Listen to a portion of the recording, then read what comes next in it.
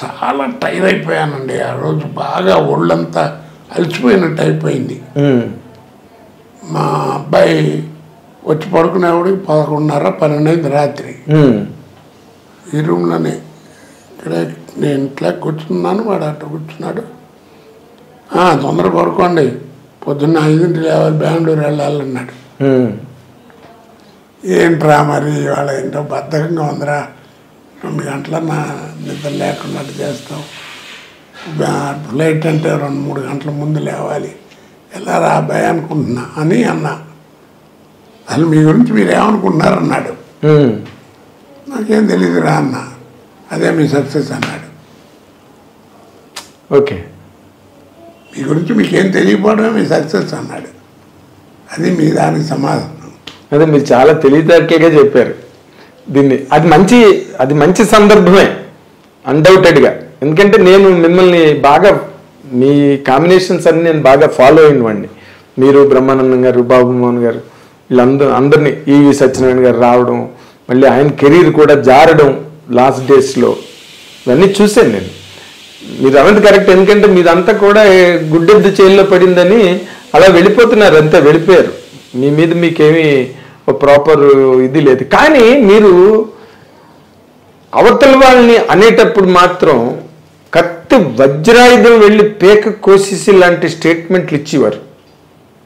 అవతల వాళ్ళు అది పట్టుకుని, చే బాబాయ్ కోట మమ్మల్ని ఎంత మాట అన్నాడు అసలు. ఏమండి, అడిగేవాళ్ళేమో ఎలా అడుగుతారు, కోటగారు జోక్ చెప్పండి, అమ్మి జోక్ చెప్పండి, అది మా సినిమా టైటిల్ ఏమనుకుంటున్నారు చెప్పండి అని అడిగి చెప్పించుకుంటారు, ఆనందిస్తారు. మరి ఏమన్నాను, ఇప్పుడు మాట్లాడకుండా కూర్చున్నా అనుకోండి, ఏమైనా కోట అసలు ఏంటి అట్ట కూర్చొని ఏమైనా అర్థం ఉందా, ఉన్న చోట ఇట్టగా అంటారు. ఏదైనా గట్టిగా ఏదైనా ఉంటేనేమో. కాకపోతే ఏంటంటే మీరు అన్నట్టు స్ట్రైట్ ఫార్వర్డ్గా ఉంటుంది నా మాట. అవును, లౌక్యం లేదు. లౌకికంగా అయితే చెప్పడం, చాటుకెళ్ళి మాట్లాడటానికి దరిద్రం ఉండదు నా దగ్గర. డైలాగ్ బాగా, ఇప్పుడు డైలాగ్ బాగా చెప్పలేదు, రాసాయంగా ఉందని చెప్పేసి. అవును, నేను అలాంటి చాలా సందర్భాలు నేను చూశాను లొకేషన్స్లో. మీరు అనడం, వాళ్ళు దాన్ని, అవన్నీ నేను చూశానండి.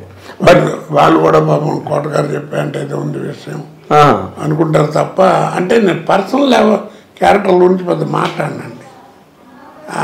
అంటే 10 మంది ముందు విమర్శించడం అట్టని చేయను. అదే మామూలుగా జోకులుగా ఉంటాయి. అదే గులాబీ వచ్చినప్పుడు వర్మ కృష్ణవంశీ హాబీ 2 తీరేయని, గులాబీ సినిమా వచ్చినప్పుడు అవన్నీ బాగా పాపులర్ ఇండస్ట్రీలో. అది చెప్తున్నా నేను. అలాగే కడిగి చెప్పించుకుంటారు. గబాలేమో కొంతమంది ఏమో నవ్వుకు. ఒక రోజున అఖిలేష్ నాగేశ్వరరావు అన్నపూర్ణ స్టూడియోలో మర్రి చెట్టు ఉంది కదా, దాని కింద కుర్చేసి కూర్చునేవారు సాయంకాలం పూట, అప్పుడు మధ్యాహ్నం పొద్దున పూట. రోజు అక్కడ ఉంటే కోటారావు అని పిలిచారు, వెళ్ళే. పాపం మహానుభావుడు, ఎంత ఇష్టం. ఇద్దరు అని సినిమా ఒకటి రిలీజ్ అయింది. అవును, కోదండరెడ్డి గారి దాంట్లో నాగార్జున, నాగేశ్వరరావు ఇద్దరు ఉంటారు. తాగొచ్చి మాట్లాడితే నాగేశ్వరరావు తాగుడు, నీకేం తెలుసు తాగుడు గురించి అని క్లాస్ పెడతాడు. అలా ఇంట్లో తల్లిదండ్రులు ఒరిజినల్ మాట్లాడుకున్నట్టు ఉంటాయి. ఆ సినిమా గురించి ఏంటి ఆయన ఉద్దేశం అన్నాడు. దాంట్లో నేను వెళ్ళను, ఏముంది చెప్పు సరదాగా, అందరూ అంటుంటారు వినాలి ముందు అన్నాడు. ఏముంది సార్ సినిమా, ఇద్దరు ఎలా ఉందని అడిగితే నిద్ర అన్నారన్న. చాలేదా నీ లెవెల్కి చాలేదన్నాడు. బాగానే ఉంది కానీ చాలేదన్నాడు.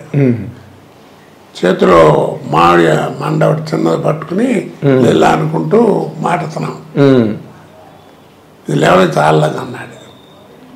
ఏముంది సార్ కొంచెం బాధపడతారేమో అన్నాడు. పర్లేదు చెప్పు అన్నాడు. ఏం లేదండి, తాగొచ్చి మీతో మాట్లాడుతుంటాడు కదా, మీ ముందు ఎవడన్నా తాగుడు యాక్షన్ చేస్తే ఎవడన్నా నవ్వుతారు, మీరు ఎంత పాపులరో ఇలాగే మాట్లాడి లెక్కరికి లిక్యూరికి తేడా తెలుసా అని ఏదో మీటింగ్ పెడతాడు ఆయన. ఇంటర్వ్యూలు అందరూ వెళ్ళిపోతున్నారండి. వెళ్ళిపోతున్నారు ఏంటి, సినిమా వాళ్ళది అది కదండి, వాళ్ళిద్దరూ ఏదో father and Sons family affairs మాట్లాడుకున్నారు, మనం వినటం బాగుండదని వచ్చేస్తున్నాం అన్నా. ఆ చిన్న మామిడి మన పేర్లు కొట్టి బయలు చెప్పా నవ్వుకున్నాడు. చిరంజీవి గారు కూడా మిమ్మల్ని అలాగే ఉమ్, ఎందుకంటే చెప్పేది నాగేశ్వరరావు ఒక ఫంక్షన్లో బ్రహ్మానందం గారు కూడా ఉన్నారు. బ్రహ్మానందం గారి ఫంక్షన్ అది. ఉమ్, ఆయనకి అభినందన నాగేశ్వరరావు పెద్ద ఆయన చీఫ్ గెస్ట్ ఏదో ఉమ్, మాట్లాడుతున్నా ఎప్పుడు వెళ్ళలేదు. నాకు పద్మశ్రీ వచ్చినంత ఆనందం వేసింది ఆ రోజు, ఇప్పుడు కొన్నేళ్ల క్రితం. ఉమ్, ఇక కోట గురించి ఏం చెప్తాం, బ్రహ్మానందం గారి గురించి కస్తూరి శివరాజు నుంచి అందరితో చూశాను బ్రహ్మానందం గారి దాకా. అని ఆయన బ్రహ్మానందం గురించి మంచిగా చెప్పడం మొదలెట్టాడు. ఉమ్, అయిపోయిన తర్వాత పక్కనే ఉన్నాడు. ఈ కోట గురించి ఏం చెప్పాలి, ఒకటే ఒక మాట అండి, నో రీప్లేస్మెంట్ ఫర్ హిమ్ అన్నాడు. అంతకంటే ఏం కావాలి చెప్పండి. అలాంటి మహానటుడు ఆ మాట అన్నా అంటే అక్కినే నాగేశ్వరరావు అంతటి మహానటుడు. నో రీప్లేస్మెంట్ ఫర్ హిమ్ అన్నాడు. ఉమ్.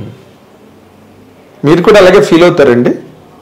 నేను చెప్పాను కదండి, మీకు తెలియదు మీ గురించి. యథార్థంగా భగవంతుడు సాక్షిగా అండి. ఉమ్, ఎందుకంటే ఇక అబద్ధం ఆడినా కానీ పాపమే అది. అదేలేండి. నేను ఎప్పుడు వాళ్ళ క్యారెక్టర్ బాగుందని 10 మంది చెప్తే ఉమ్, ఓహో అక్కడ అన్నీ ఎప్పుడు చూసినప్పుడు సీన్ బాగా చేశానే అని అనుకుంటాను తప్ప నా అంత నటుడు లేడు, లేకపోతే నేను గొప్ప నటుండి చస్తే మీరు నమ్మండి నా మనసులోకి రాదు అది. అదేలేండి. అదే అందుకే మీరు ఇంత కెరీర్ ఇంతకాలం అది కొనసాగి ఏదైనా అనండి మీరు ఇక మనం నిజం చెప్పాను. అదే ఆ తర్వాత మిమ్మల్ని చిరంజీవి గారు కూడా అడిగారు కదా, ఏదో నా మీద ఏదో జోక్ వేసావంటే చెప్పు నువ్వని. ఆయన మీద ఏం జోకి స్టోర్పురం పోలీస్ స్టేషన్ మీద. అదే ఆ, 2 వరస్టపురం పోలీస్ స్టేషన్ అన్నాను. ఉమ్, అది కేఎస్ రామారావుతోనే అన్నాను. ఉమ్, ఆయన కూడా దాకా ఇద్దరు ఉన్నాను విన్నారు. 2 వరస్టపురం పోలీస్ స్టేషన్ ఎట్ట ఉంది అంటే 2 వరస్టపురం పోలీస్ స్టేషన్ అంటే ఉమ్. సరే నవ్వుకుంటారు కదా. అదే అండి నవ్వు. ఇప్పుడు ధైర్యం కూడా ఉండాలి ఆ మాట చెప్పడానికి. అలా చెప్పాలనే ధైర్యం ఉంది కదా అనేటువంటి మెంటాలిటీ అయితే మనం ఏం మారుతున్నాం అవతలవాడికి తెలుసు, వాళ్ళు ఎంజాయ్ చేయరు కదా. కానీ ఇప్పుడు మీరు ఇంత సాత్వికంగా ఇంత సహజ సిద్ధంగా మాట్లాడే ఒక పరిపూర్ణమైన వ్యక్తి, నటుడుగా కూడా అందరూ ఒప్పుకుంటారు. కానీ ఒక టైంలో ఇండస్ట్రీలో మీరు ఎవరినో చాలా పెద్ద వ్యక్తుల్ని సినిమా ఇండస్ట్రీలో దూషించారని, మిమ్మల్ని బాయ్కాట్ చేయాలని అందరూ నిర్ణయం తీసుకున్నారని, తర్వాత ఆ నిర్ణయం తీసుకున్న మర్నాడే మీరు గణేష్ సినిమాకి బుక్ అయ్యారని అప్పుడు ఆ టైంలో ఇండస్ట్రీలో మాట్లాడుకున్నారు. ఇది నిజమేనా? నాకు తెలియదండి, నా నోటీసు రాలేదు. ఓకే, యథార్థంగా రాలేదు. ఎందుకు అనుకుంటారండి ఆర్టిస్ట్ కనపడుతుంటే? మీరు మంచి ఆర్టిస్టు, మీరు చేస్తేనే బాగుంటుంది అనుకుంటే రామారావు ఇప్పుడు రావు గోపాలరావును రామలింగ గారు అలవాట్లు తెలియవా? వాళ్ళు ఎంత జాగ్రత్తగా రాఘవేంద్ర గారు వాడేవారు షూటింగ్లో, ఏమంటారు? అవును.